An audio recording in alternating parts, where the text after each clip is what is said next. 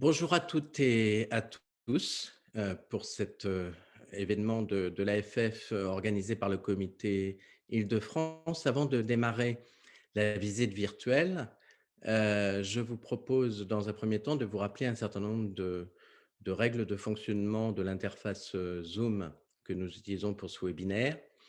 Vous avez dans votre barre d'outils une section qui s'appelle Converser et donc vous avez le loisir, mais je vois que certains ont déjà commencé, de pouvoir poser des questions dans cet onglet Converser. Donc vous pouvez les poser à n'importe quel moment et puis, à la fin de la visite, eh bien, je m ferai le modérateur et je choisirai quelques questions, hein. Toutes ne pourront peut-être pas être posées en ligne, et nos interlocuteurs, répondront, à ces questions.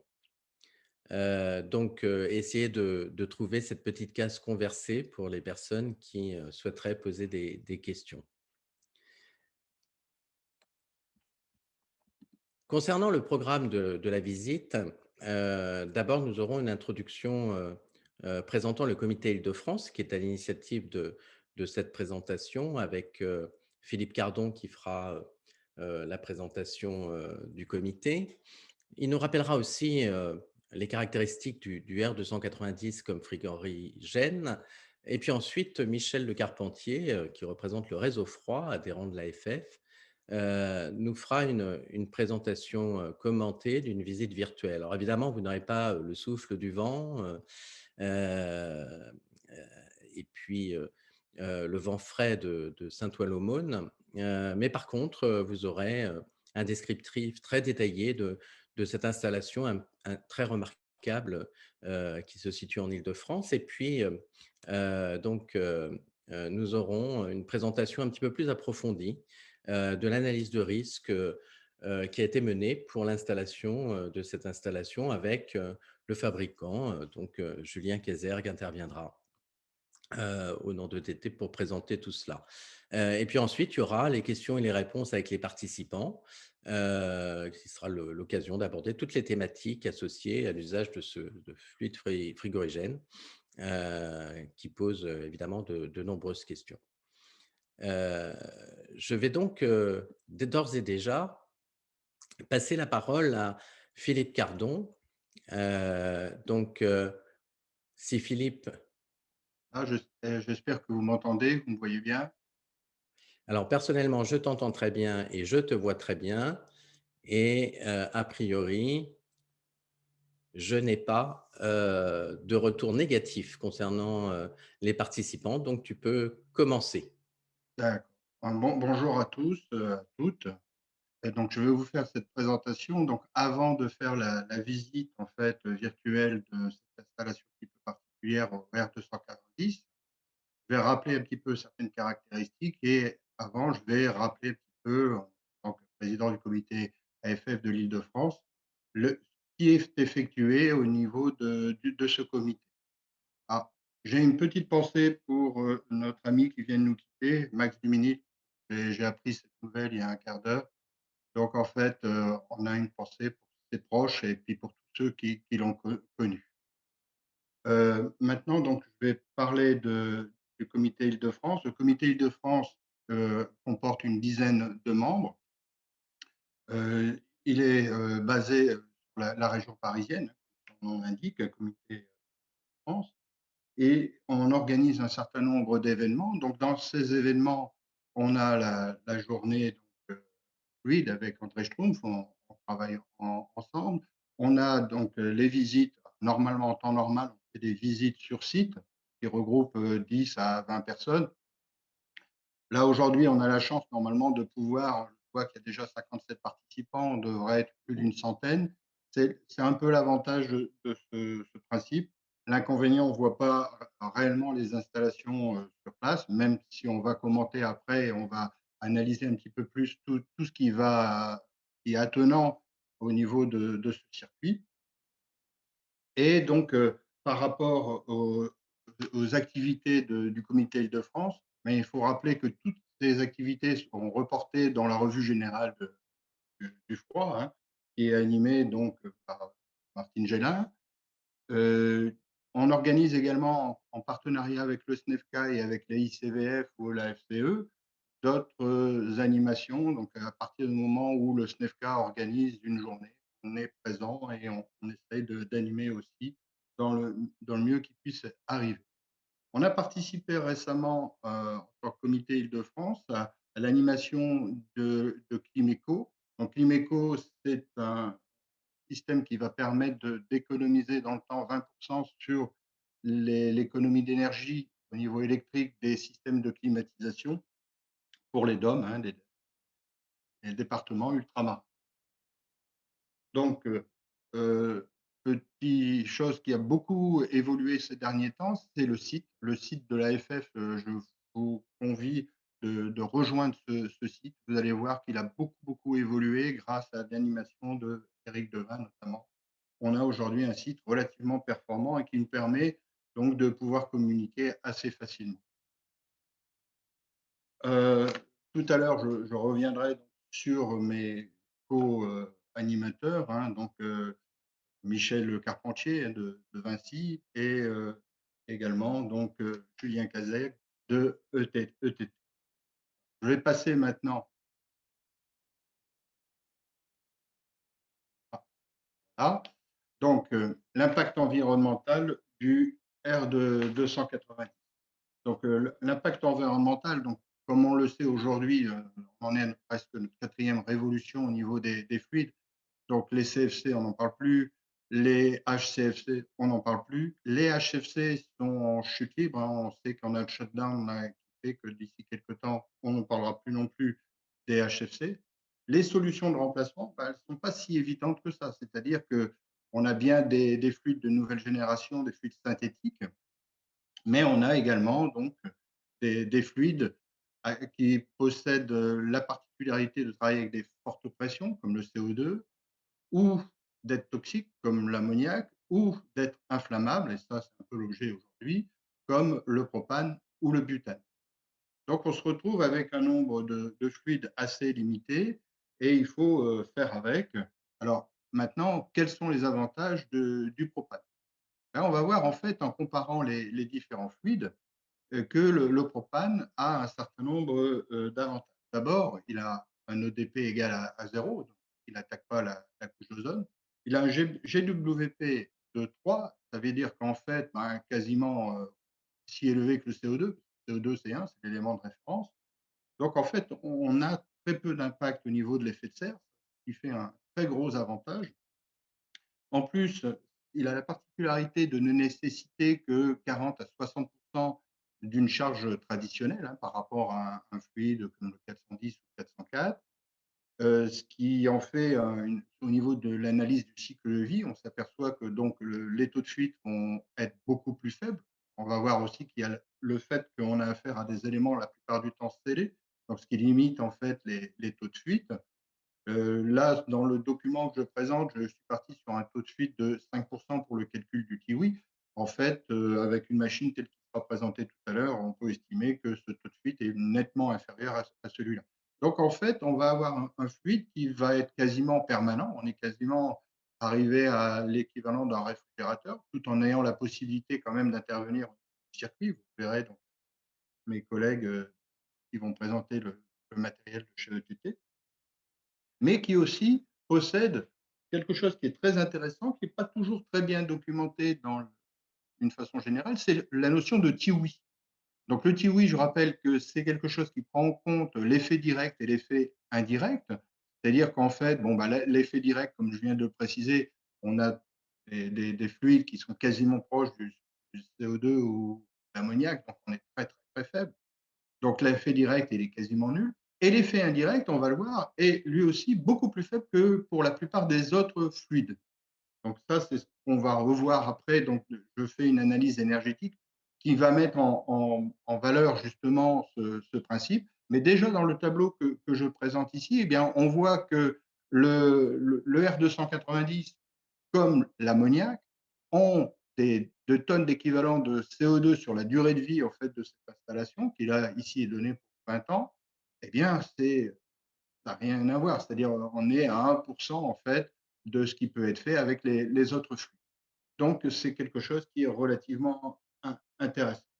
En plus, au niveau de du produit, il faut toujours se référer donc à la fiche de sécurité.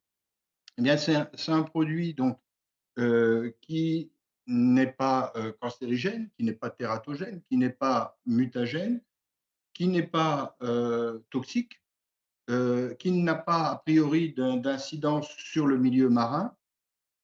Ça ne veut pas dire pour autant qu'il faut le rejeter dans les égouts, hein, c'est pas ce que je veux dire, mais disons qu'il n'a pas d'impact direct avec le milieu marin. Donc c'est un gaz. Par contre, il a un très gros défaut, c'est un gaz extrêmement inflammable, donc il faudra prendre énormément de précautions pour pouvoir l'utiliser au niveau industriel notamment. Donc maintenant, je vais parler de hop, heu, voilà, l'impact énergétique.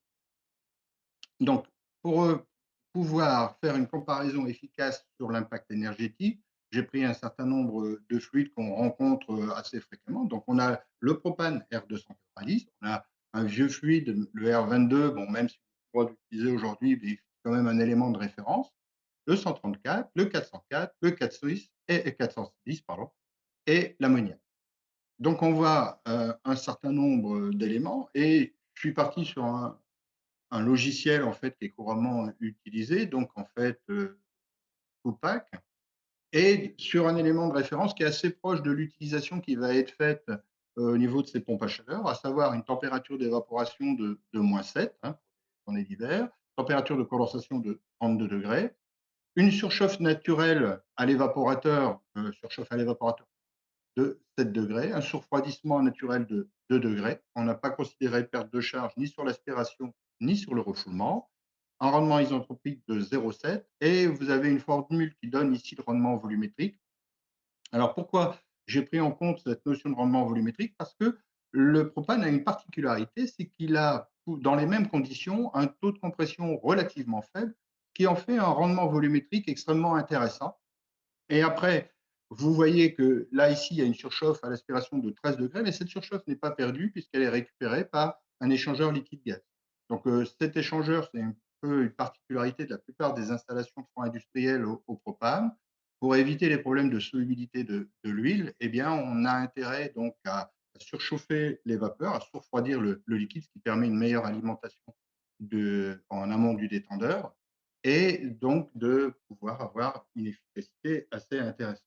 Donc en fait, quand on compare dans les mêmes conditions, en prenant en compte le taux de compression, on s'aperçoit que le propane est un élément extrêmement intéressant et qu'on a un COP extrêmement performant, hein. Le COP théorique tel qu'il est présenté ici, on voit que c'est celui qui est le plus élevé, si vous voulez, par rapport aux autres fluides comparés dans les mêmes conditions. Donc on est bien d'accord qu'on est dans une installation qui se trouve en, en pompe à chaleur. Alors, de la même façon, donc là, j'ai mis en exergue le COP, mais on aurait pu mettre le ER, on le voit sur le côté. Donc le ER, donc ça veut dire qu'en fait, notre fluide va être extrêmement efficace en tant que système de climatisation en période estivale, mais également en période hivernale, on va avoir un fluide le plus efficace par rapport aux autres. Donc en fait, sur l'ensemble de l'année, eh bien, on va avoir le système qui est le plus efficace, qui explique en fait le choix en fait du client a priori. Donc on va avoir une consommation électrique la plus basse et un impact en termes de, de, de CO2 global, niveau de émission de CO2, qui va être la plus faible possible. Alors, voilà. Alors, il y a quand même des contraintes. On a vu que c'est un fluide inflammable et en tant que tel, il va falloir prendre un certain nombre de précautions. Donc, l'une des précautions qui est préconisée, c'est d'utiliser en fait la quantité la plus faible de fluide frigorigène, de R290 en fait, dans le circuit. Donc, on sera amené à avoir des installations relativement compactes, ce qui est le cas en fait d'une pompe à chaleur, de limiter en fait les réseaux de tuyauterie liquide, de placer en fait, comme on va le voir, le réservoir de liquide dans un endroit à l'extérieur si possible pour éviter justement tout problème et d'avoir des systèmes les plus compacts. Alors pour calculer la charge, Eh bien, en fait, il existe, une méthode. En fait, là, on rentre un petit peu dans les détails, en fait, techniques du système et notamment donc, ce qu'on appelle alors FLL ou LII ou LIE suivant, la documentation, c'est la limite inférieure d'inflammabilité qui, dans le cas du propane, est de 38 grammes par mètre cube. Ça veut dire en fait qu'on peut, en théorie, relâcher 38 grammes de propane dans un volume donné à l'intérieur de la pièce. Donc là, l'atelier, a un volume relativement important. On a ici un exemple de calcul. Si on regarde un petit peu, ce qui se passe dans le dernier exemple, donc une surface au sol, par exemple, qui serait de 500 mètres carrés, avec un évaporateur qui serait placé à 5 mètres de hauteur, eh bien, à ce moment-là, on pourrait aller jusqu'à 4,7 kilogrammes par machine, en fait, de propane. Donc on voit en fait que dans la plupart des cas, en fait, le froid, peut être utilisé, avec des systèmes au propane. Alors petite particularité parce que, on a aujourd'hui au niveau de la législation quelques ambiguïtés possibles. On a la notion de CH35 et on a la notion de N378. Alors, ce ne sont pas différentes. En fait, le CH35 est réservé au système de climatisation. Donc, dans le cas de chambre froide positive ou d'utilisation dans un cadre industriel d'un système de climatisation, à ce moment-là, on sort de la CH35. Donc ça, il faut toujours le préciser, c'est quelque chose qui est quand même relativement important. Qu'est-ce qu'il faut dire également? C'est que lorsqu'on prend en compte un système, et là, je laisserai mes collègues parler donc au niveau de l'analyse de risque, eh bien, il faut savoir si on a affaire, par exemple, à un lieu où on a un grand nombre de personnes, exemple, la salle des ventes à l'intérieur d'un supermarché, ou si au contraire, on a affaire à un laboratoire, ou, troisième cas possible, la salle des machines du supermarché. Et donc là, à chaque fois, eh bien, on va se retrouver avec des contraintes un petit peu différentes. Lorsqu'on a des quantités de propane relativement importantes, eh bien, ce n'est pas pour autant que le propane nous est interdit, mais on va avoir des exigences plus sévères. Et ces exigences plus sévères se traduisent en fait par des dispositifs de sécurité que l'on va devoir installer. Donc, ces dispositifs de sécurité, eh bien, en fait, ça va être des détecteurs de fluide, des systèmes qui permettent de couper sous la forme d'une électrovanne ou du détendeur électronique, un dispositif tout au moins qui permet de couper l'alimentation en liquide de l'installation, et une alarme, alarme sonore et visuelle. Et à partir de là, eh bien, on a la possibilité donc d'augmenter les quantités de fluide de façon relativement importante. Donc, on est quand même moins tenu, disons. Et donc, ce qui correspond donc à ce qui est présenté dans le tableau qui est en bas, et notamment dans des cas un peu particuliers, donc le cas du système dit indirect. Attendez, oups, hop, hop, là, c'est mon ordinateur. Donc, en fait, dans le cas du système indirect, donc si par exemple vous avez une installation avec un dry cooler, donc rejet de chaleur à l'extérieur et production d'eau glacée, eh bien on s'aperçoit qu'il n'y a pas de limite de charge à proprement parler. Donc voilà ce que je voulais rajouter avant de passer au système qui suit. Donc les contraintes techniques, ben, ces contraintes techniques, en fait, on va retrouver un certain nombre d'éléments que tous les frigoristes connaissent bien, donc le détecteur électronique. Alors, dès que ces appareils sont sous forme électronique, électrique, disons, on aura affaire obligatoirement à des systèmes de type ATEX. C'est-à-dire qu'en fait, le technicien devra disposer d'un matériel, alors pas, pas la paire de manos telle qu'elle est présentée ici, mais s'il a un manomètre électronique, il faudra que ça soit ATEX, la balance électronique ATEX, le détecteur électronique ATEX. Dans le cas de la pompe à vide, si la pompe à vide devra être utilisée à l'intérieur du local, ça sera une pompe à vide ATEX de type catégorie 2, par exemple. Si par contre, il y a la possibilité de mettre la pompe à vide à l'extérieur de l'endroit où il y a les quantités de propane, eh bien, donc on aura un flexible qui aspirera donc le fluide de l'installation.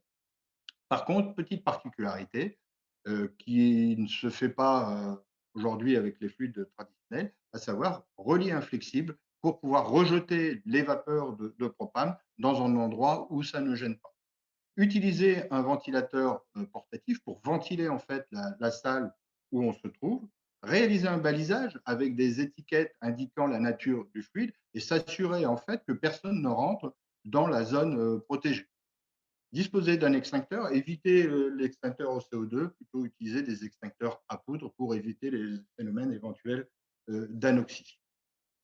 Donc, à partir de là, on va donc avoir des systèmes qui, qui vont permettre de bien protéger en fait les utilisateurs et également donc les mainteneurs, hein, tous les techniciens qui sont à même de faire la réalisation ou les interventions sur le site.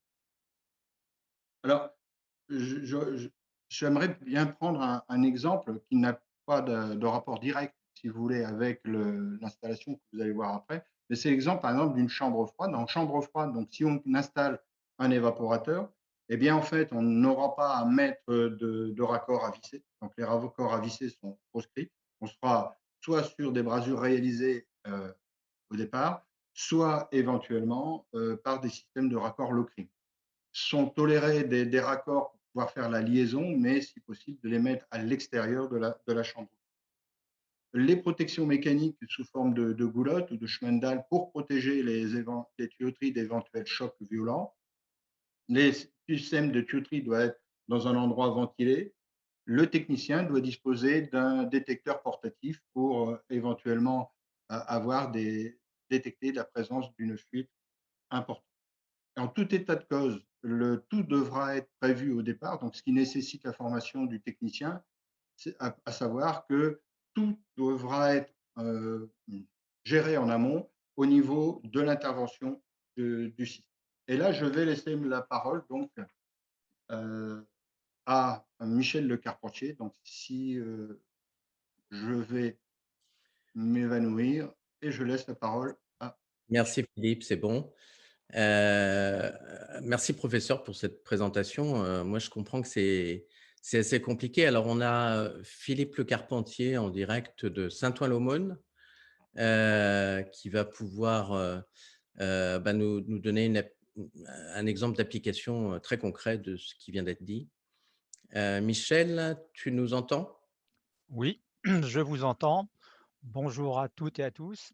Il fait bon à Saint-Ouen-l'Aumône? Ça va, il fait bon. Le temps est malheureusement couvert. On est sur l'île de France et on n'a pas un très joli temps. Mais ceci étant, on a une belle installation à découvrir.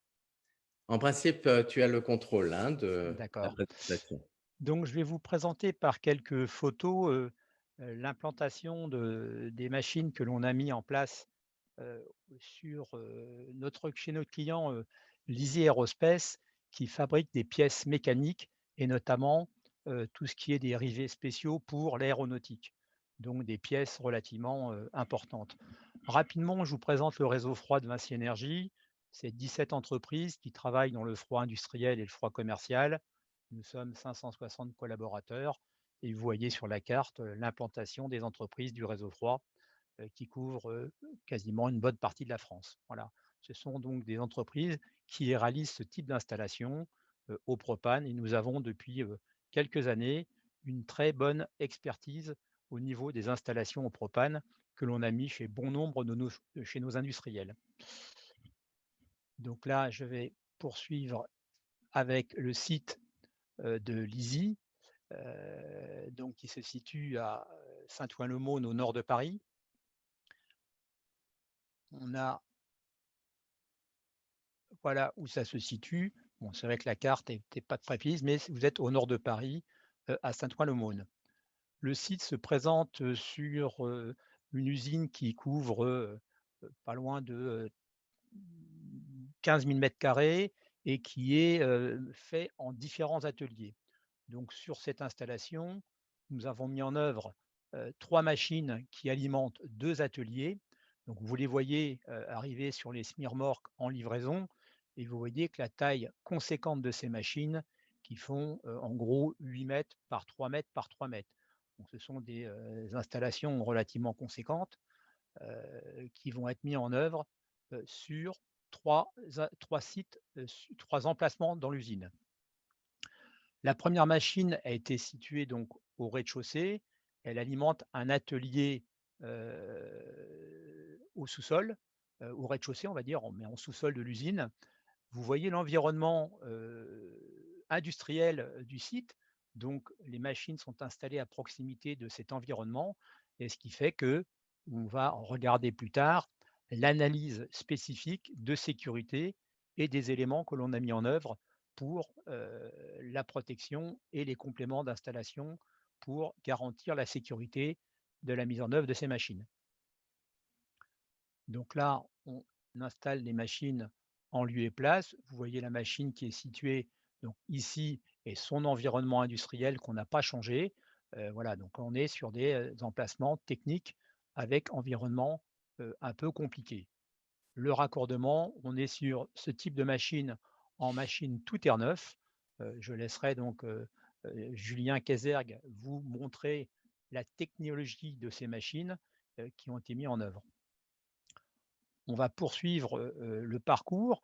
On est là sur l'étage au R+1, où là, vous voyez 2 machines qui sont installées et on alimente en soufflage par gaine textile l'atelier qui est lui beaucoup plus conséquent. Et là, on a mis 2 machines en œuvre pour cet atelier. La première machine se situe donc sur cette plateforme. Donc là, on a mis ça en place sur une plateforme en élévation pour 2 raisons. Déjà, l'emplacement technique était un peu compliqué et on a complété cet accès de plateforme qui n'est dédié qu'aux personnes formées et habilitées à intervenir. Voilà, comme ça, on a ce zonage technique qui permet de ne pas donner accès à n'importe qui auprès de ces machines. Donc, vous voyez la conception de la machine, elle est posée, raccordée, soufflage, reprise sur l'installation et vous voyez l'environnement autour duquel se situe cette machine. En poursuivant, donc vous la voyez d'en dessous, donc vous voyez comment elle est positionnée. Ça vous permet de voir que s'il y a une fuite, on est dans un environnement sécurisé qui permet justement de ne pas propager ou de transmettre un risque aux alentours. Ensuite, donc là, c'est la machine raccordée terminée et qui donne les réseaux de gaines qui sont mis pour alimenter le site. La dernière machine qui est positionnée ici en bout de bâtiment, on la positionne ici et vous allez voir que malgré cette passerelle qui est ici d'accès, on a également la machine qui a été positionnée à cet endroit. Vous voyez la taille du personnage qui est ici qui vous donne la taille de la machine qui est quand même assez conséquente. Ce sont des machines qui soufflent environ 22 000 m3 d'air en tout air neuf avec reprise des machines sur la machine. Un raccordement et une mise en œuvre de la machine. Pour terminer, à l'intérieur de l'usine, on a une diffusion par gaine textile à haut rendement en termes de volume balayé, du fait qu'on a des taux d'induction en gros de 10, ce qui permet d'avoir une très bonne homogénéité de l'air dans l'ambiance. Cas particulier sur cette usine, c'est qu'en même temps, on devait traiter également un problème d'huile de coupe. On a des machines-outils qui dégagent de l'huile de coupe, malgré qu'elle soit captée au niveau de chaque machine, vous avez quand même une ambiance qui se charge d'air avec un mélange d'huile dans le volume.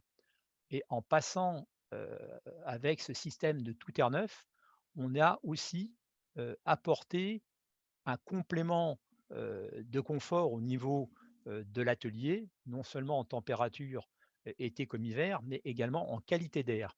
C'était une demande du client car il y avait un problème de taux de charge d'huile dans le volume qui devait être traité. Donc on a profité de ce système-là pour faire du tout air neuf et avec récupération effectivement sur le retour sur la machine. Et Julien vous expliquera comment ces machines travaillent. Voilà, donc on est sur un atelier qui avait besoin aussi de ce traitement d'air au niveau des volumes. Donc vous voyez, hein, c'est une installation toute simple, en gaine textile, soufflage et reprise en vrac sur une des gaines en bout de bâtiment. C'est un bâtiment qui fait 6 mètres de haut, qui fait environ 1300 ou 1400 mètres de surface, donc des volumes qui permettent largement, d'accepter ce type de produit. Je vais laisser maintenant la main à Julien qui va vous montrer la partie technique des machines. Merci Michel pour cette présentation et cette visite. Alors, je crois que Julien est aussi à Saint-Ouen-l'Aumône, hein. C'est the place to be. Donc, Julien, je te laisse la parole pour présenter le détail des entrailles de la machine. Ok, merci Eric. Bonjour à toutes et tous. Je tiens à remercier l'AFF et le réseau Froid pour avoir fait le choix de mettre en lumière ce projet-là et bien entendu la technologie associée. Voilà. Donc, du coup, voilà, je me présente, Julien Kayser, et je suis au sein de la société en charge du développement du marché industrie. Voilà.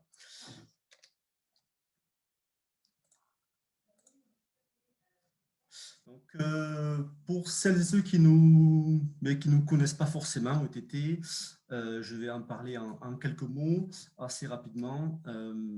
ETT, l'usine et le siège d'ETT sont basés en Bretagne, à Ploudalmézeau, au nord-ouest de Brest. On est vraiment sur la pointe ouest du Finistère. Notre activité repose sur la conception et la fabrication de matériel destiné à traiter des ambiances industrielles, process ou plus généralement de confort.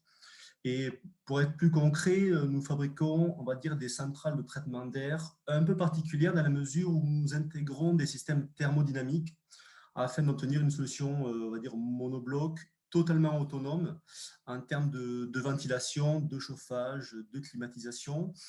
Et dans le métier, je pense qu'on est clairement reconnu comme spécialiste dans le domaine. Voilà. Donc, en quelques chiffres, OTT, c'est 50 millions d'euros de chiffre d'affaires et un effectif d'environ 300 personnes. Voilà.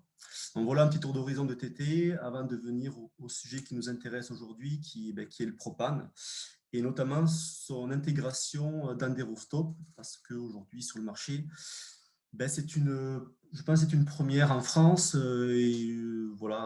sans me renseigner plus loin, je pense que c'est aussi peut-être les premières machines de ce type-là, peut-être en Europe d'ailleurs. Donc, le cas d'étude qui a été présenté par Michel, donc de manière générale, on l'a évoqué, traitement d'air d'une ambiance d'atelier. Les conditions à maintenir en hiver sont de 21 degrés, 25 l'été. Pas de conditions d'hygrométrie à maintenir. Ça aurait pu être le cas, mais dans ce cas-là, ce n'était pas évoqué par le client final. Et comme l'a dit Michel, ventilation tout air neuf du fait qu'on avait un potentiel brûleur d'huile dans l'ambiance. Et donc, local à pollution spécifique, donc interdiction de recyclage d'air. Voilà pour le cadre qui est assez simple. Et l'idée, c'était de partir sur une présentation, à mon niveau, une présentation de machine. Voilà, donc on est chez ETT sur ce type de machine-là, donc vraiment monobloc. J'ai rappelé quelques particularités. Michel l'a dit, machine assez imposante, 8 mètres de long, 3 mètres de haut, 3 mètres de large et 3 mètres 60 de haut. Donc on est sur des machines assez volumineuses. Mais ça, on verra la composition juste après. Voilà, donc quelques particularités de conception propre à ETT. On est sur des conceptions tout aluminium, châssis carrosserie. Donc on garantit l'ensemble 20 ans, double pot, protection époxy sur les ventilos, protection vinyle sur les batteries, 2 circuits frigorifiques par machine, dont un sera modulant. Voilà pour une vision assez générale de la machine. Vous avez une vue 3D de face et derrière où on voit les deux longueurs. Voilà. Elles sont imposantes pourquoi pour 2 raisons. Parce que chez TT, on a toujours mis l'accent sur les perfs, sur les performances. Et donc, en fait, on se limite en termes de vitesse d'air à 2,5 mètres secondes. Voilà.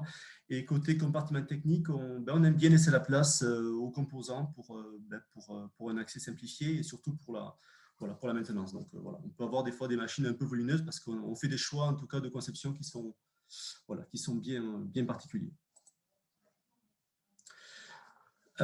Cette diapo-là, elle est intéressante. J'ai présenté deux vues. Une première en haut à gauche qui est chez nous ce qu'on appelle un flow sheet, qui est un schéma aérolique à plat, où en fait on arrive à lire très rapidement le fonctionnement de la machine.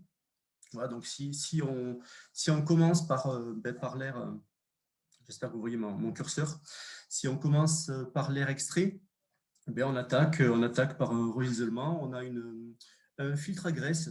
On l'a dit, on a un potentiel brouillard d'huile, donc filtre à graisse impératif. Un filtre G4 lavable, voilà, et qui nous permettra de protéger notre première batterie de récupération qui est placée ici. Et ensuite, cet air extrait, on va le ventiler pour le rejeter dehors. Voilà. Côté R9, donc là, c'est ici qu'on va alimenter le bâtiment. Donc, pareil, registre d'isolement, un filtre G4. Du coup, la première batterie de récupération sur l'R9. Alors là, du coup, j'ai aussi un petit peu représenté le schéma hydraulique de la récup. Cette batterie, pour nous, va nous permettre de préchauffer l'air en hiver de manière à toujours avoir une température à l'entrée des condenseurs entre 8 et 10 degrés. Voilà. Donc, pour avoir un fonctionnement frigo optimal et surtout fonctionnel. Voilà. On attaque après les condenseurs. On a une batterie d'appoint électrique qui nous permettra de pallier les cycles de dégivrage, voilà, principalement. Les ventilateurs de soufflage qui sont au nombre de 2, et puis après un registre d'isolement aussi au soufflage si on a la machine à l'arrêt. Voilà. Donc, côté récupération, vous avez un petit schéma 3D en bas à gauche où en fait vous avez le circuit de manière autonome qui est représenté, où vous avez la pompe simple, le vase, le filtre tamis, les purgeurs d'air, les thermomètres, les soupapes, voilà, toute la panoplie adaptée à une récupération autonome. Voilà. En bas à droite, vous avez là une vue aérolique un petit peu différente, dans le sens où c'est une coupe verticale de la machine, où vous avez les flux d'air. Donc, on voit l'extraction en haut qui passe sur les filtres, la batterie de récup, et qui est rejetée. Et vous avez en vert la partie R9, voilà, prise d'R9 via le capot de protection, filtre G4, batterie de récup, les condenseurs au soufflage, la batterie électrique que vous voyez en carré rouge, le ventilateur et un soufflage vertical, voilà, pour cette configuration aérolique. On aurait pu le faire en bout sur le côté. Bon, les contraintes font que sur ce site-là, on a opté pour un soufflage sur le dessus. Voilà. Et à gauche, vous avez la partie échange avec l'air extérieur. Globalement, vous avez l'évaporateur l'hiver et le condenseur l'été à ce niveau-là. Voilà. Un soufflage descendant pour plusieurs raisons. La première raison, elle est purement énergétique parce qu'en fait, le fait de souffler vers le bas, en fait, en phase de dégivrage, on va utiliser la gravité associée à ce flux d'air descendant pour accélérer le dégivrage. Et après, vous verrez la seconde raison plus tard sur la partie risque propane.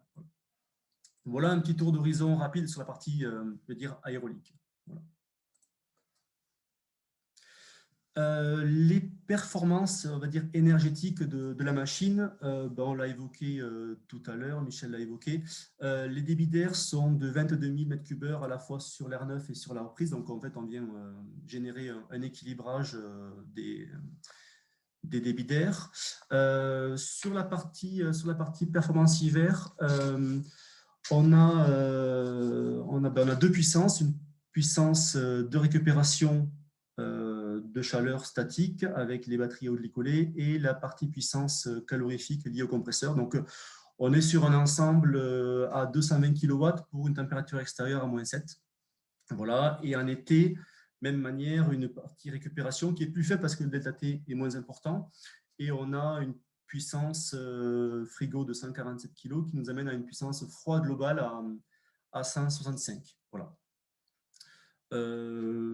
Concernant l'analyse fonctionnelle, on est sur des choses qui sont plutôt simples. On est sur une base de régulation au soufflage, mais qui n'est pas fixe, c'est-à-dire qu'en fait, on vient recalculer en permanence notre consigne de soufflage en fonction de la température ambiante. En fait, on fait une compensation sur la température ambiante de manière à intégrer les charges internes du bâtiment.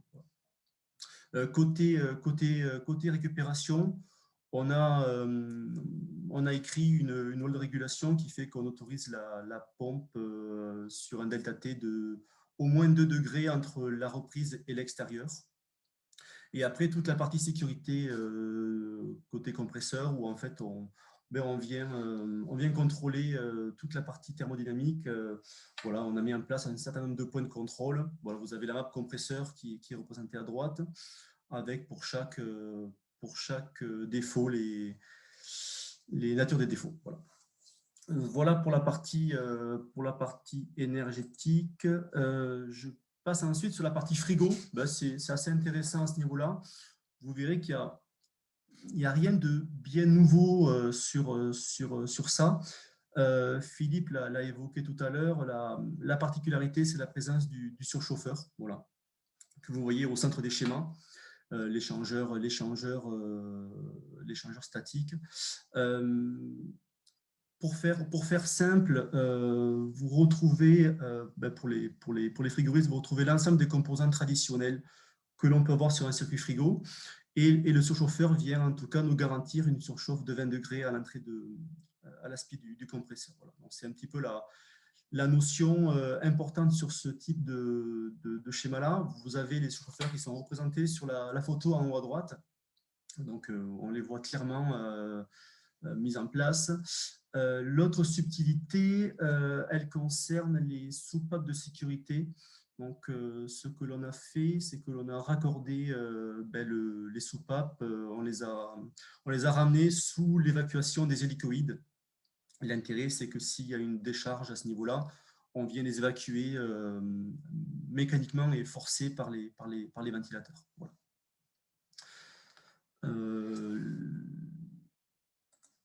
Voilà pour la partie frigo. Du coup, quand on parle de propane, il faut aussi parler des sécurités, et notamment celle de la machine, parce qu'il y aura des sécurités liées au bâtiment, mais surtout liées à la machine. Elles sont relativement simples, ces spécificités. La première, c'est le détecteur propane que vous avez au centre de la diapo. Donc, il est représenté en bleu. On est sur un détecteur propane qui est réglé sur un seuil LIE que Philippe a évoqué précédemment. On est sur un ventilateur de brassage aussi que vous avez à gauche, entouré en rouge. Donc, ce ventilateur de brassage, lui, est ATEX, ainsi que la partie presse-étoupe qui est ATEX. Donc, ça, c'est une imposition claire et nette à ce niveau-là. Et vous avez l'avertisseur sonore que vous avez sur la photo de droite, qui, lui, est un avertisseur sonore et lumineux, voilà, qui est asservi au détecteur. Et vous avez également un forçage par contact pour mécaniquement forcer les hélicoïdes à fonctionner pour éviter une éventuelle concentration ou poche de propane à proximité de la machine. Donc, en fait, on vient forcer les ventilateurs hélicoïdes vers le bas, voilà, pour dissiper toute poche de gaz.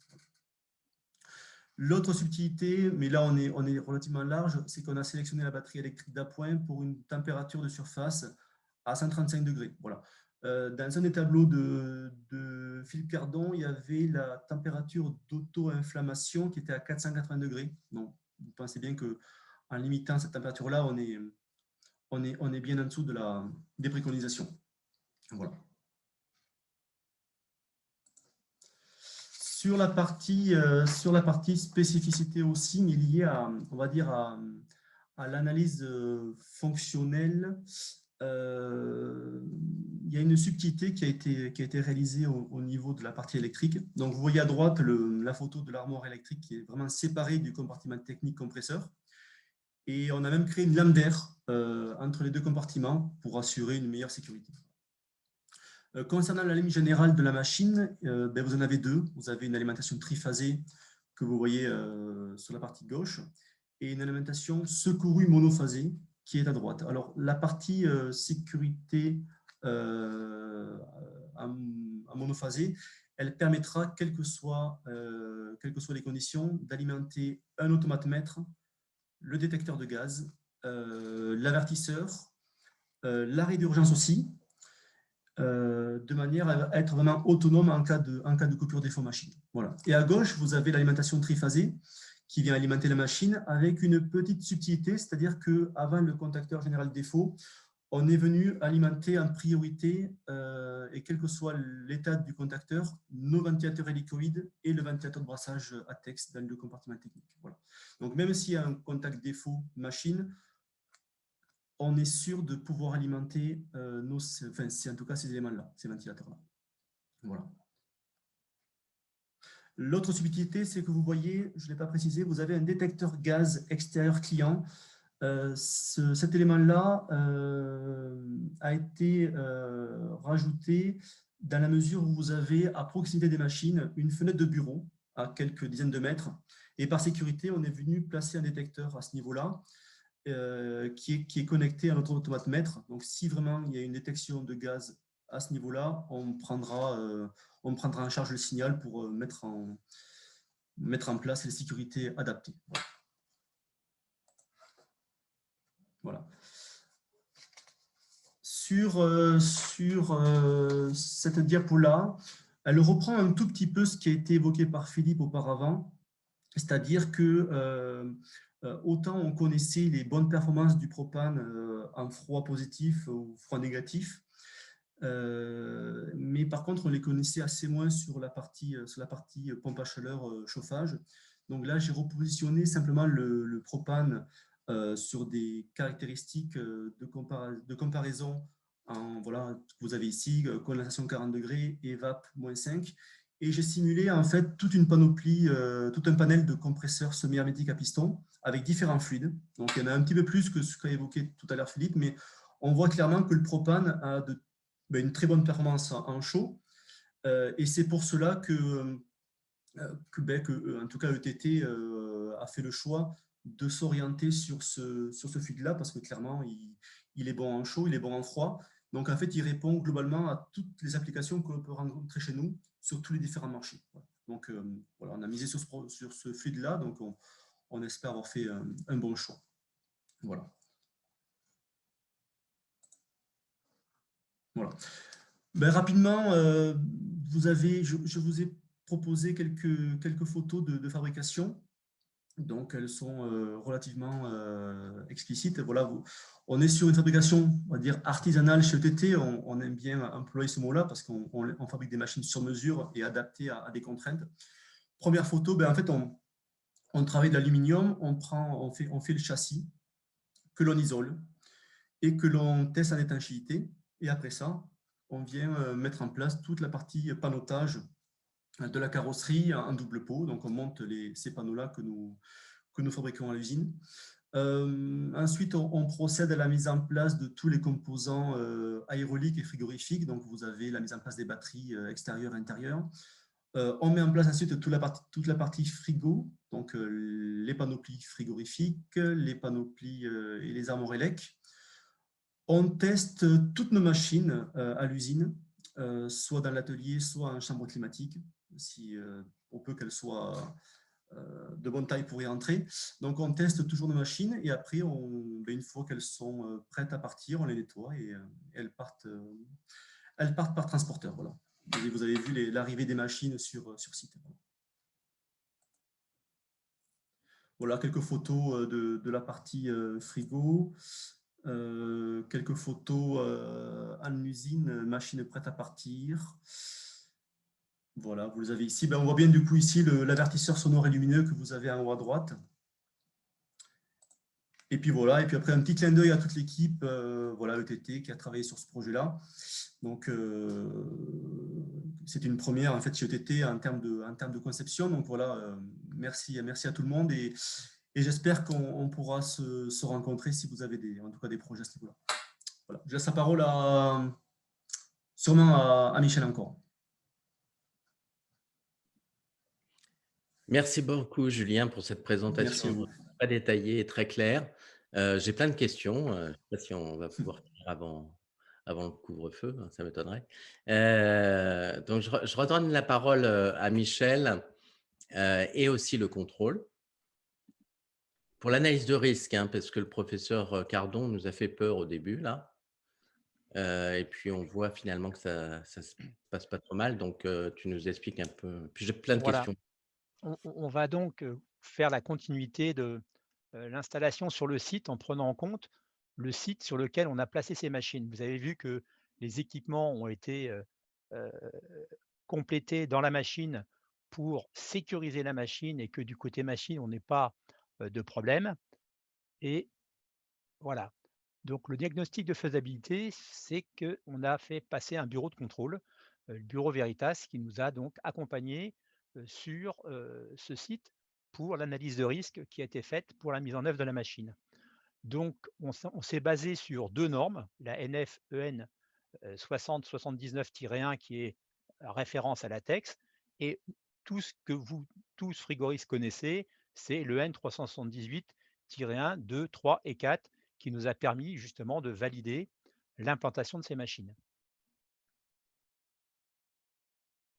Donc là, on a l'analyse du bureau Veritas selon le N3, je suis allé trop vite, 378, on est sur une machine en accès type C, donc sur un site protégé avec seule personne autorisée et informée des risques qui accède à la machine.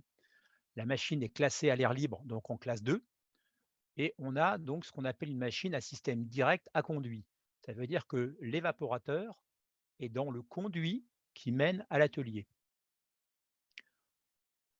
Donc voilà, qui permet de calibrer la machine selon les règles EN 378. Également, on s'assure que dans la zone des 5 mètres autour du compartiment des compresseurs que vous avez ici, que l'on n'ait pas d'installation fixe susceptible de présenter un risque d'inflammation. On a également la ventilation des condenseurs de 16 à 20 000 m3 qui permet une dilution à 50% de la limite d'inflammation basse du propane. Donc, quand on prend la règle ici, qui est un extrait du tableau venant de l'EN 318-1, on a, selon la charge, puisque vous avez 2 fois 12,5 kg dans la machine, donc on prend la FLL du propane, coefficient de hauteur, on a un atelier qui fait 2000 m² sur 6 mètres de haut, et le calcul nous donne, avec une limite à 20% de la limite basse, on aurait le droit de mettre 96 kg de propane. Seulement, on est limité par un volume max au tableau C2 à 25 kg, ce qui correspond tout à fait. Et comme on a 2 fois 12,5 kg, on est tout à fait dans la règle pour pouvoir installer ce type de machine avec cette quantité de fluide sur ce site. Ensuite, on est allé regarder différentes hypothèses. Tout à l'heure, on a parlé que normalement, une machine a une perte calculée normale de 5% de taux de fuite par an. Nous, on a considéré qu'on est monté à 12% pour intégrer les erreurs de manipulation, les erreurs de maintenance qui peuvent entraîner plus de fuites. Donc, on a fait ce calcul d'hypothèse sur 12% an. Également, on est allé chercher une hypothèse 2 et 3 qui sont basées sur 10 kg de fuite heure sur le site et également une perte de la charge totale de la machine en moins de 4 minutes. Ce sont des extrapolations que l'on a poussées pour aller au-delà de la norme et faire une validation, donc que le risque que l'on mettait en œuvre chez notre client, il faut bien voir une chose, donc la machine, elle, est tamponnée CE, ça veut dire qu'elle sort de l'usine avec toutes les protections qui vont bien. Et quand on va proposer à notre client ce type de machine, on lui garantit aussi, bien que ce soit lui qui est en charge de la protection de son site, que ce qu'on lui installe chez lui est bien conforme à la sécurité minimum. Donc on a bien sur ce type d'hypothèse 1, 2 et 3, on retrouve les volumes de dégagement, le seuil de rapport porté qu'à 10% de la limite. On a une charge de 12 kg, la FLL à 0,038, et comme vous voyez les volumes, les hauteurs de bâtiment et les volumes, quoi qu'il se passe, même s'il y a un arrêt de ventilation, on dépasse jamais 3% de la limite tolérée, c'est-à-dire qu'on est à 3% de la IE. Donc on est sans commune mesure en deçà de la limite maximum imposée à 10% et on est à peine au tiers. Voilà, ce qui donne que sur ce site, on a pu mettre en œuvre ces machines grâce à ces protections. Donc, les protections que vous avez vues expliquées par Julien, mais également l'analyse de l'environnement et le volume des locaux qui vont recevoir le traitement d'air. Pour terminer, sur la machine, les températures de surface, effectivement, tout à l'heure, Julien a fait remarquer qu'ils ont une température de surface de batterie électrique à 135 degrés. La règle dit que sur les fluides A2, A2L, A3, on doit réduire de 100 K la température maxi de surface.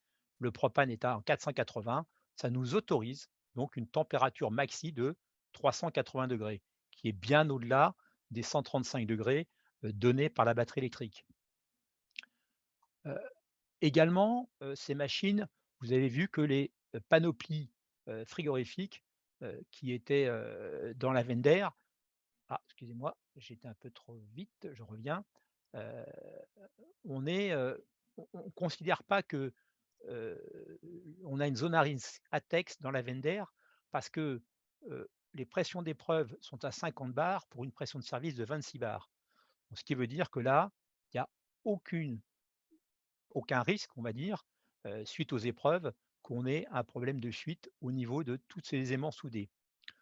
Un autre élément important sur ces machines, c'est de bien s'assurer des liaisons équipotentielles selon la NFC 1500 et qui aussi se rapportent à la sécurité ATEX de ces machines. Donc, il faut bien valider le fait qu'on ait bien des bonnes liaisons équipotentielles sur l'ensemble des machines et par rapport à ne pas présenter de risque par rapport au châssis d'avoir ces déséquilibres d'équipotentiel. Ensuite, on a également les modes opératoires de mise en œuvre et d'intervention qui sont mis en œuvre pour la partie intervention. Donc le fournisseur donne une documentation complète pour mettre en œuvre le mode opératoire sur ces machines et également les techniciens qui interviennent sur ce type de machine sont formés et habilités à intervenir sur ce type de machine. On est sur des machines industrielles et non pas sur des petits meubles avec des charges réduites de 100 ou 150 grammes. Donc, une des particularités, c'est la partie fluide et la partie, on va dire, miscibilité du propane avec l'huile. Et donc, une des particularités, c'est de extrêmement bien tirer au vide ces installations si on veut intervenir dessus. Parce que des fois, il faut tirer au vide, attendre un peu et retirer au vide, qu'on soit sûr que notre mano ne remonte pas quand on fait une intervention sur des machines industrielles, parce que la quantité de gaz qui peut être intégrée dans l'huile peut être importante. Donc il y a quand même ce côté formation et habitude de manipuler des installations avec des fluides de 10, 20, 30 kg. On a des installations que l'on a mis en œuvre au maximum avec 2 fois 60 kW sur des machines d'1,2 MW. Voilà. Et donc, on intervient normalement. Tout frigoriste qui fait attention à ses manos, il est sûr que son tirage au vide est parfait et ça lui permet d'intervenir en toute sécurité. Voilà le complément qui a été mis en sécurité sur ces machines et la configuration du site. Vous parliez tout à l'heure, Julien a parlé d'un détecteur qui a été mis en place. C'est un détecteur qui vient sous les machines, et en cas de fuite sous les machines, on vient déclencher l'arrêt de la machine et on lance les ventilocondenseurs qui soufflent vers le bas et donc qui vient forcément rapidement dissiper le volume de propane et qui empêche toute atteinte de la LIE en termes de concentration au niveau de l'ensemble de la machine. Voilà les compléments de sécurité qu'on a dû mettre en œuvre chez ce client. Ça s'est passé relativement facilement. Le bureau Veritas est passé avec nous une journée sur site. On a un rapport très exhaustif de toutes ces installations et de toutes ces sécurités qu'on a mis en œuvre pour que l'installation fonctionne en sécurité chez notre client.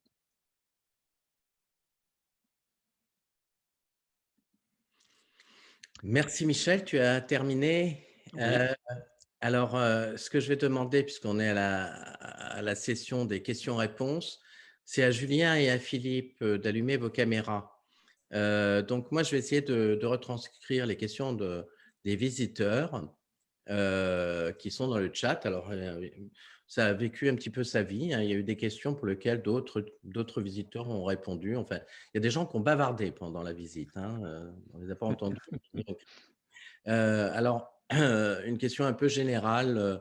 Quand on parle de R290, est-ce qu'on est donc en zone ATEX? Et puis, certains participants se sont étonnés de ne pas avoir vu le panneau ATEX sur les installations ETT. Donc, je ne sais pas qui peut répondre, peut-être Julien ou Michel. Ben, la seule zone que nous considérons ATEX de la machine, c'est le compartiment technique. Voilà, donc, c'est bien pour ça que vous avez un ventilateur de brassage ATEX qui est associé au détecteur propane. Le reste, ben, Michel l'a évoqué, vous avez une zone autour de la machine qui est considérée comme ATEX. C'est quoi? C'était 5 mètres autour de la machine, Michel? Oui, c'est ça. 5 mètres Voilà. autour de la machine qui nous sort de la zone.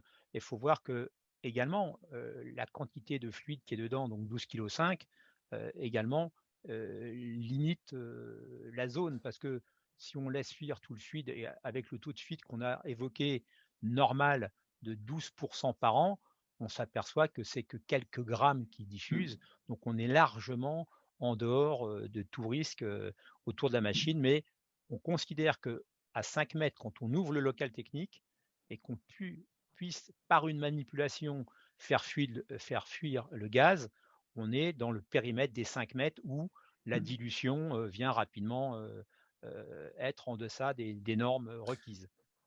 Donc, je précise, j'ai vu des questions passer tout à l'heure. Les compresseurs ne sont pas ATEX. Les seuls composants qui sont ATEX dans le circuit frigo, c'est la sonde BP, je crois de mémoire, ou le pression BP, et c'est tout sur le circuit frigo. Il y a le ventilateur et une sonde BP.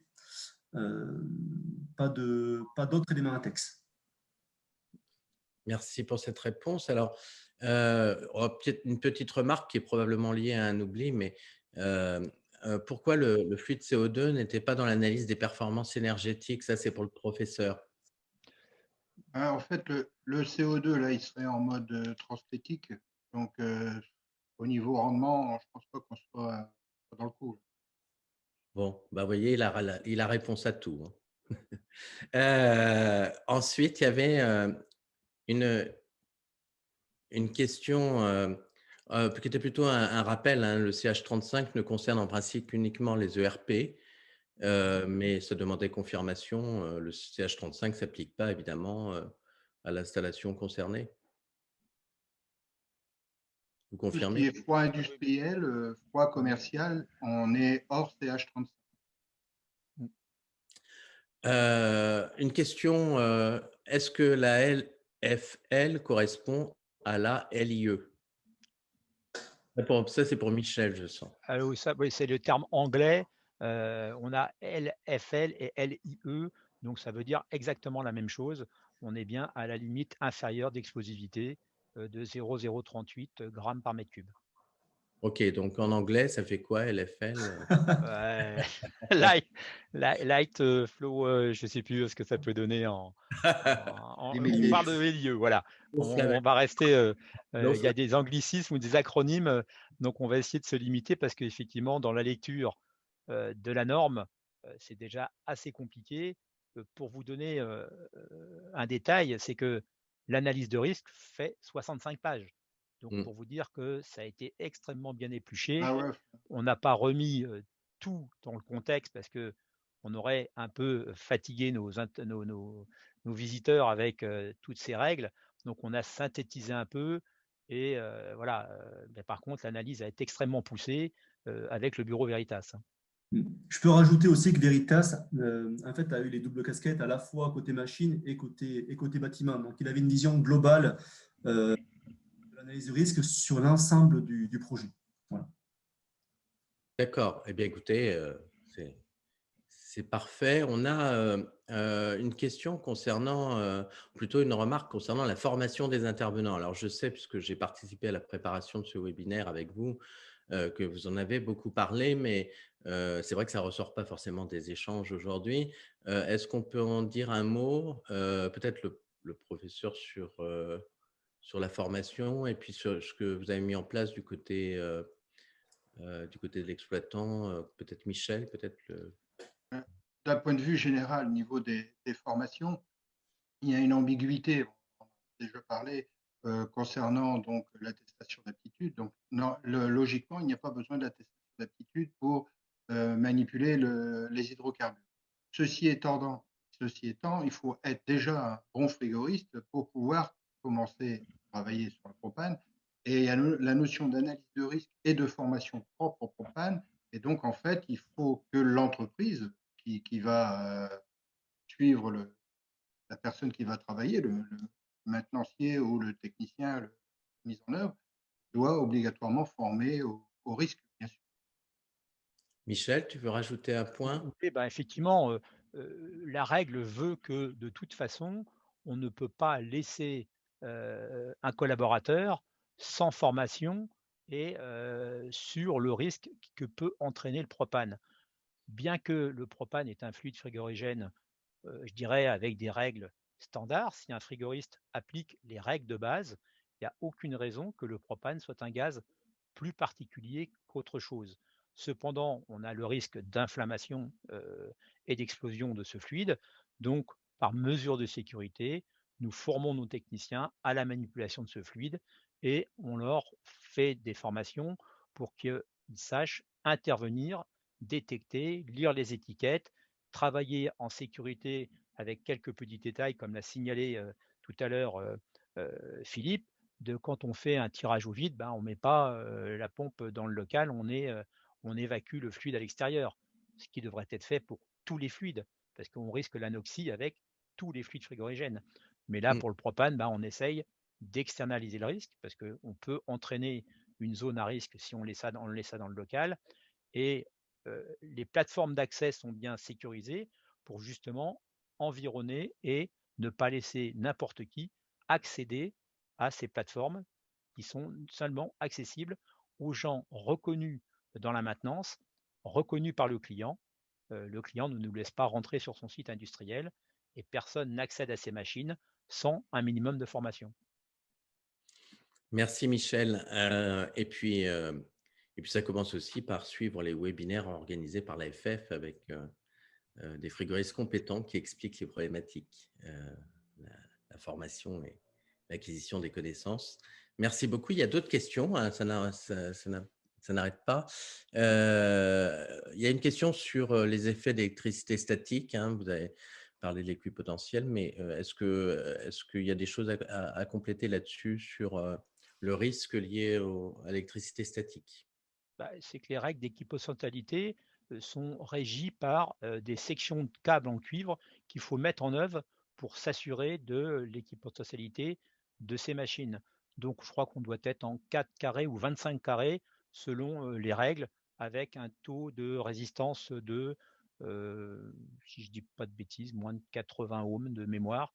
Bon, les chiffres à vérifier, mais voilà, on a aussi ce contrôle qui est fait par le bureau Veritas et qui nous demande de bien valider le fait que l'ensemble de la machine ainsi que tout ce qui est dans le périmètre de la machine soit bien raccordé pour ne pas créer d'électricité potentielle statique sur ce type de machine. Une question générale sur le site industriel hein, qui fabrique des pièces aéronautiques, hein, d'après enfin spatiales. Le site est-il classé? Non, ce n'est pas un site classé, c'est un atelier de fabrication mécanique à la base. Le site n'est pas du tout classé, ils n'ont pas de produits les mettant sous un classement particulier. Voilà, alors moi, je ne suis pas forcément expert de toute l'installation. Alors, j'ai une question, je vais vous la lire telle qu'elle est écrite, hein, parce que je ne saurais pas la traduire autrement. Présence d'un DAD nécessaire. Un DAD. Un DAD. DAD. Un DAD. Dans toutes nos machines en conception OTT, il y a forcément un DAD dans la veine d'air pour s'assurer que l'éventuelle présence de fumée dans la veine d'air soit évacuée ou en tout cas relayée en termes de défauts sur le SSI ou sur en tout cas sur l'automate général de la machine. Très bien. Alors, il y avait une question, est-ce que l'analyse de risque est nécessaire? Ben là, on a bien compris que c'était bien le cas. Une question sur l'installation frigorifique. Pourquoi faut-il installer un surchauffeur à l'aspiration du compresseur? Donc, je l'avais dit un petit peu tout à l'heure, c'était pour la solubilité de l'huile. Il faut avoir une surchauffe nécessaire. En fait, la solubilité, je rappelle vite fait, c'est que le fluide en fonctionnement va se condenser dans le carter et va y avoir non pas une émulsion, mais un moussage de l'huile, et ce qui va détériorer en fait le fonctionnement du compresseur. On pourrait aller jusqu'à la casse du compresseur si le phénomène était important. Voilà, donc beaucoup de réactions. Non, on a la même chose avec le CO2. Hein. Donc, en fait, il y a plusieurs méthodes pour y arriver. Donc, le détendeur électronique qui doit avoir une surchauffe suffisante. Donc, on a parlé ici sur une surchauffe totale de l'ordre de 20 degrés, 7 degrés sur la batterie et 13 degrés en complémentaire sur l'échangeur. Et il y a également une bouteille anti-coup de liquide, justement, pour éviter ces phénomènes. Très bien. En complément de Philippe, je sais que dans notre circuit frigo, on a une huile un peu particulière qui nous aurait peut-être permis de nous passer du surchauffeur. Mais bon, on l'a quand même laissé par sécurité. Mais en tout cas, bon, on n'a pas été jour là-dessus, mais on aurait pu s'en... C'est de la PAO, non? Oui, en théorie. Ouais, c'est ça? C'est de la PAO j'ai pas en tête. En tout cas, voilà. Il y a quand même une huile qui est spécifique pour l'application propane. J'ai une question qui concerne, je pense, l'application de la 378.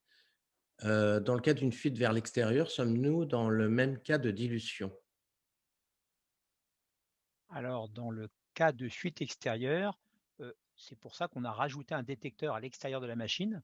Le propane étant plus lourd que l'air, naturellement, le propane va descendre, le détecteur va jouer son rôle et d'office va mettre la séquence d'arrêt que vous a montré Julien en automate, va tout arrêter la machine, la mettre en sécurité et va lancer en marche forcée les ventilo-condenseurs. Donc, ce qui veut dire qu'on va venir extrêmement rapidement diluer toute potentielle poche de propane qui pourrait par gravité se créer. Voilà, donc on a un taux de dilution qui vient être, comme on l'a signalé tout à l'heure, qui nous fait être à même pas 50% de la LIE sur l'extérieur en cas de fuite majeure. Hein. On parle de la fuite de la totalité de l'installation en moins de 4 minutes, hein, ce qui est quand même un cas exceptionnel et non pas testé, mais que l'on a analysé quand même. Alors, on a une question. Alors, je pense que ça relève un petit peu du choix du client à l'origine. Et puis, c'est plutôt encore une fois Michel qui va pouvoir répondre. Mais qu'en est-il des HFO? Est-ce que le propane présente une meilleure alternative au 1234Z2, par exemple? Alors, le choix du client, elle a été à deux titres. Un, effectivement, il recherchait, parce que c'est un client qui, au niveau RSE, voulait être sûr d'avoir des fluides, en tout cas de bas GWP, ça aurait pu être le Z2. Par contre, le deuxième point, c'est qu'il fallait une installation aussi d'une façon pertinente au niveau énergétique. Et on le voit, le propane présente par rapport au Z2 de l'ordre de 10 points d'écart en termes de rendement. Et aussi, c'est toujours pareil, on a des nouveaux fluides chimiques qui arrivent sans les mettre en porte-à-faux. Quid de leur attitude dans 20 ans? Le propane, on sait que dans 20 ans, on n'aura pas de surprise. Alors qu'avec un Z2, bah, on ne sait pas si dans 5, 10, 15 ans, on ne va pas nous dire que bah, le Z2 peut poser d'autres problèmes environnementaux. Tout à l'heure, Philippe parlait de problèmes sur l'eau, etc. Donc on se retrouve, nous, à garantir à notre client qu'avec le propane, bah, on est hors scope de ces problèmes parce que le propane existe depuis plus d'un siècle et nos collègues chauffagistes s'en servent depuis bien plus longtemps que nous et apparemment n'ont pas rencontré de problème plus particulier que ça. Donc voilà, donc c'est un peu cette pérennité dans le temps de garantir à un industriel qu'on part au moins sur 20 ans avec un fluide pérenne, avec un rendement énergétique efficient et ça lui permet, lui, de mettre en avant sur ses inscriptions RSE qu'il a une installation, je dirais, à basse empreinte carbone.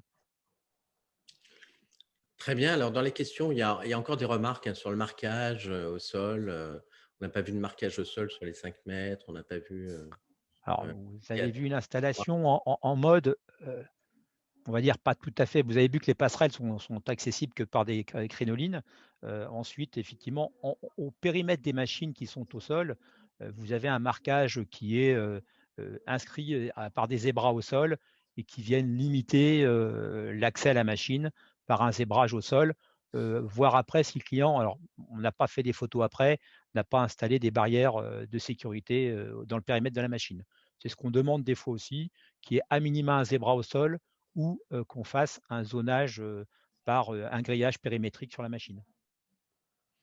Donc, question au professeur. Au-delà de 31,8 degrés Celsius, on est en transcritique, en dessous en subcritique, et donc le COP CO2 est supérieur au propane. À voir. Je ne sais pas si c'est une question, une confirmation de la part de Philippe. Tu confirmes? Tu affirmes? En fait, on est à la limite là, hein, donc 30 degrés, effectivement, on est limite. On est transcritique de toute façon. Là, il faut faire l'étude avec un professeur en transcritique, mais la machine en transcritique, c'est toujours une machine beaucoup plus impressionnante en fait qu'une machine. Enfin, là, bon, on rentre dans des détails. Alors après, Je ne suis pas persuadé en fait qu'on soit plus performant au CO2, mais à voir. D'accord. Ok, donc ça veut dire que… En même temps, je rappelle que la machine doit fonctionner sur du -10 à +40 extérieur. Donc, il y a quand même des modes qui sont assez larges, assez variés. Et il faut arriver à répondre dans tous ces cas de figure en termes de… Ça marche avec le climat de Saint-Ouen-l'Aumône. On a une question sur le risque foudre.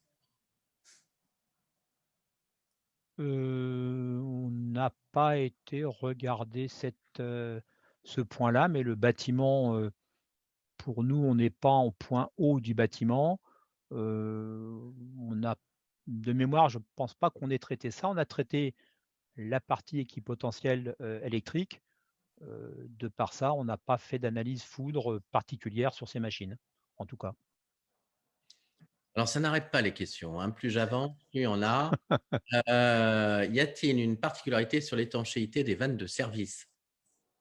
Ça, c'est une question pour Julien, je pense. Question Ils sont durs, hein. à laquelle je ne saurais pas répondre, je pense. Alors, peut-être que ces questions-là, on peut les noter puis On répondre. peut les noter, puis moi, dans tous les cas, je peux en faire la demande à la partie R&D chez nous, qui aura forcément la réponse, mais là sous les yeux, j'ai pas les éléments de réponse. Oui, il y a des questions après un petit peu détaillées qu'on pourra peut-être traiter à part. Bien sûr.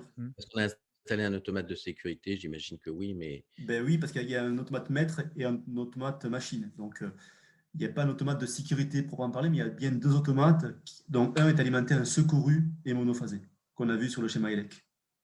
Le client a-t-il fait un DRPCE?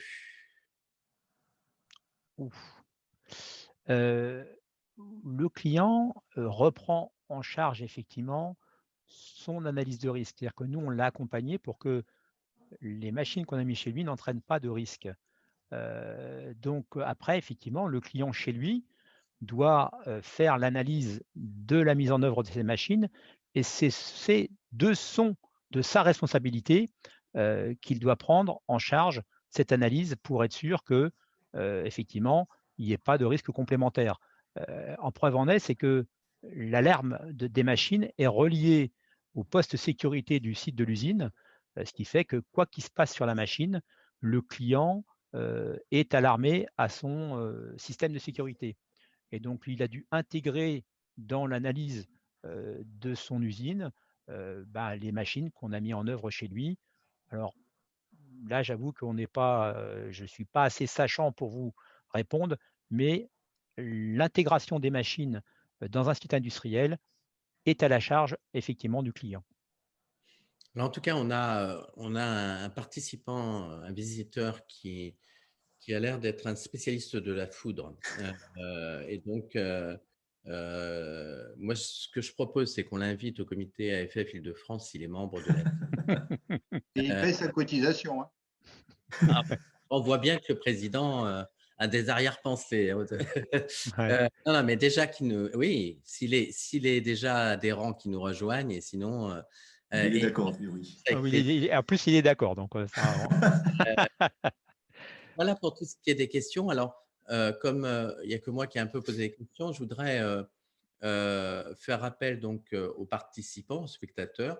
Vous pouvez lever la main et puis j'essaierai de vous donner la parole si vous souhaitez intervenir.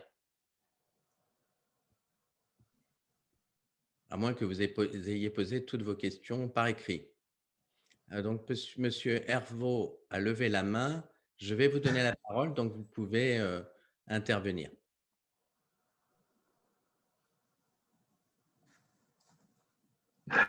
Oui, bonjour à tous.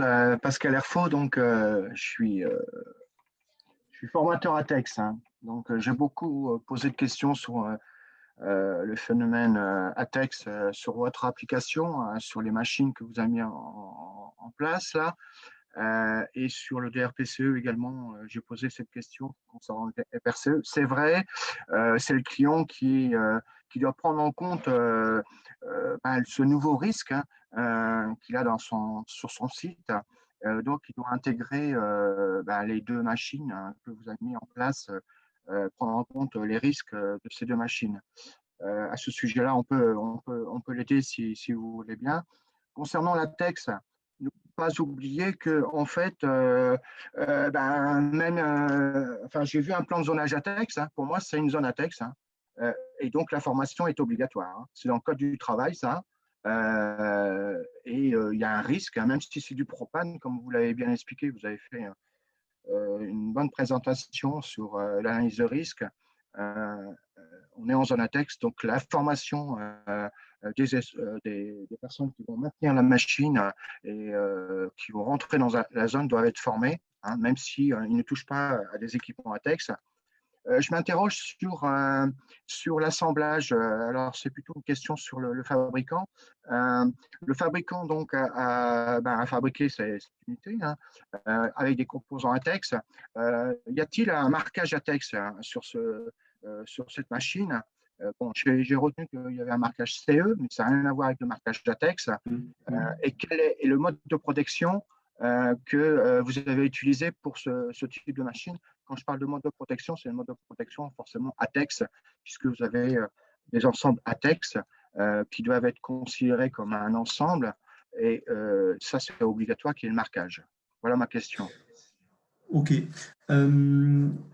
Le bureau Veritas nous a accompagnés à la fois sur la partie machine et la partie bâtiment, mais côté machine, les seules remarques qui nous ont été remontées, c'est la partie ventilateur ATEX côté brassage du compartiment technique et juste un petit composant sur le circuit frigo. Le reste n'a pas fait l'objet de composants ATEX ni de marquage ATEX, en tout cas. Pas que je sache. Je poserai la question chez nous à la partie R&D à Michael Leborgne. D'ailleurs, je crois que je ne sais pas s'il est là, Michael, qui nous écoute, s'il veut prendre le relais. Mais en tout cas, à ma connaissance, il n'y a pas eu de marquage ATEX Voilà, à ce niveau-là. Je sais que Michael était un participant, mais je ne sais pas s'il a l'occasion de prendre Il la n'a parole. pas levé la main, donc je ne vois pas. Est-ce qu'il y a d'autres questions parmi les participants? Vous levez la main en appuyant sur la petite main jaune. Donc, on a monsieur, alors on en a deux. On a Jérôme Gigier qui a levé la main. Vous avez la parole. Oui, bonjour, Jérôme Gigier, Société Sanois. Je voulais poser la question à ETT, donc Julien, savoir si vous maîtrisez maintenant les machines R290, est-ce que c'est quelque chose que vous allez pérenniser, c'est-à-dire que vous allez abandonner les R32 à 410 ou vous allez continuer à faire quand même des machines avec des HFC? Merci, c'est une très bonne question. Le 410 n'est pas encore mort. On fabrique encore des machines au 410 sur des conceptions sur mesure. Nous sommes passés au 32 pour toute une gamme de machines standardisées. Toute la gamme rooftop chez nous est passée au 32 avec une auto-certification, enfin une certification de tous les schémas frigo de nos machines standards. La complexité, c'est que quand on passe au 32 sur des machines sur mesure, le problème, c'est qu'il faut faire certifier les schémas frigo et qu'un bureau de contrôle vienne à l'usine pour les certifier. Bon, c'est un petit peu lourd. On attend encore quelques évolutions à ce niveau-là, mais on peut intégrer le 32 assez facilement. Le propane, pour revenir là-dessus, je ne l'ai pas évoqué parce que je ne voulais pas faire un monologue, mais le propane, depuis 2015, on le travaille. Et on l'a travaillé initialement avec une thermofrigopompe qui avait fait l'objet d'une récompense lors de la COP 21. Donc, depuis 2015, on travaille le propane et ça a été en fait un choix très fort en interne parce que le propane, on l'a dit, il est bon en chaud, il est bon en froid, il est bon aussi en froid négatif. Donc, on peut proposer des chillers propane pour du moins 20, moins 30 degrés facilement en température d'eau. D'ailleurs, on a quand même des demandes pour ça. Mais en tout cas, pour nous, ce n'est que le début. Donc, des rooftop propane, on a un chiffre. Des chillers propane, de plus en plus. Donc, voilà, on est parti là-dessus. Côté HFO, ce n'est pas forcément, en tout cas chez nous, une cible. D'une part, parce qu'on n'a pas toutes les compétences et toutes les ressources pour explorer tous les flux de frigo, parce que c'est quand même un travail assez important. On va peut-être plutôt aussi s'orienter sur le 515B, qui est un bon fluide qui a la même map que le HFO. Donc, on peut faire de la haute température en eau, on peut faire du 80, 85, 90 degrés en eau chaude. Donc, voilà, on va plutôt se concentrer sur ces fluides-là sans trop s'éparpiller. Voilà. Pas d'ammoniac, pas de CO2 pour l'instant. Nous sommes un petit fabricant. Voilà, et on souhaite le rester aussi, mais voilà, on ne va pas non plus trop se disperser. Faisons les choses bien d'abord avec ces fluides-là avant de venir jouer avec d'autres fluides que l'on ne connaît pas forcément encore. Merci beaucoup pour ce retour. Allez, une dernière question courte. Bon, si quelqu'un veut prendre la parole. Sinon, il y avait une petite question. Ça coûte plus cher que le traditionnel.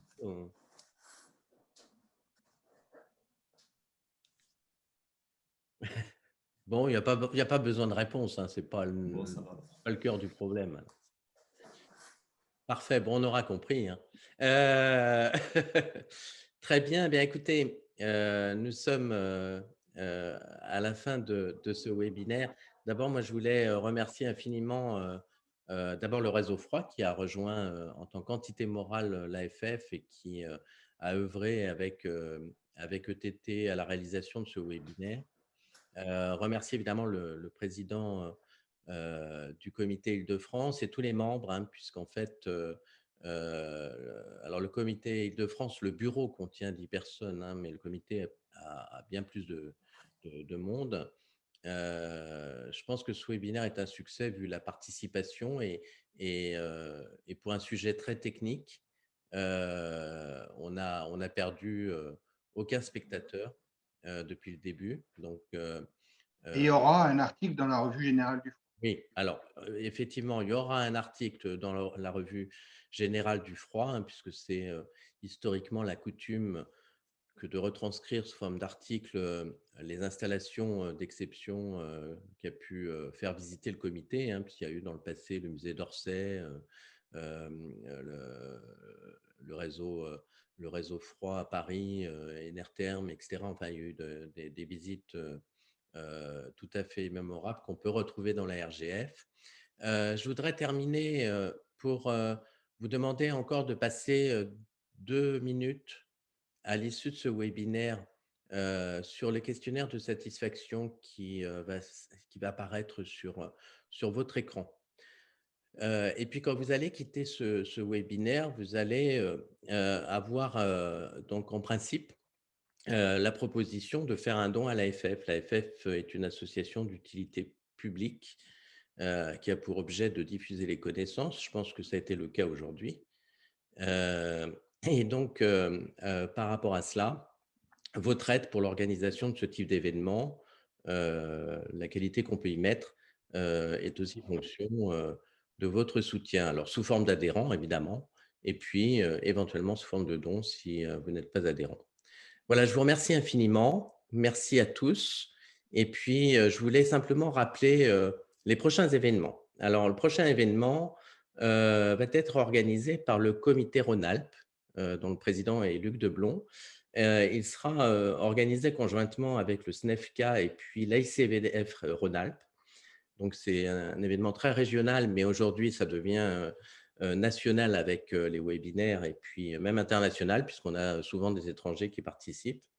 Et c'est le 8 avril 2021 à 17h30. Alors, l'info n'est pas encore sur le site de l'AFF qui est aff-froid.com, mais vous le verrez dans la prochaine newsletter et les prochains jours, si vous allez voir le site, vous verrez cet événement. Et puis, s'il y a des étudiants parmi les participants, puisqu'en fait, on a eu beaucoup d'adhésions du CNAM, de l'IFI, du lycée Raspail, du lycée de la Fontaine des Eaux, enfin bref, de tous les collèges et lycées qui sont adhérents de l'AFF. Sachez que l'on va faire un webinaire au mois de mai. L'information sera diffusée un petit peu plus tard pour présenter l'AFF, pour que les étudiants puissent prendre part et intervenir dans les différentes commissions et comités, parce qu'il y en a beaucoup et parfois on peut s'y perdre. Donc voilà, ce sont les prochains événements qui sont organisés et déjà planifiés. Alors il y en aura d'autres, mais voilà les principaux qui me viennent en tête aujourd'hui. Je vous remercie infiniment. Sur ce, eh bien, écoutez, je vais mettre fin à ce webinaire et je vous souhaite une bonne soirée. Bonne soirée à tous, merci. Au revoir Au à revoir. tous, merci beaucoup. Au revoir.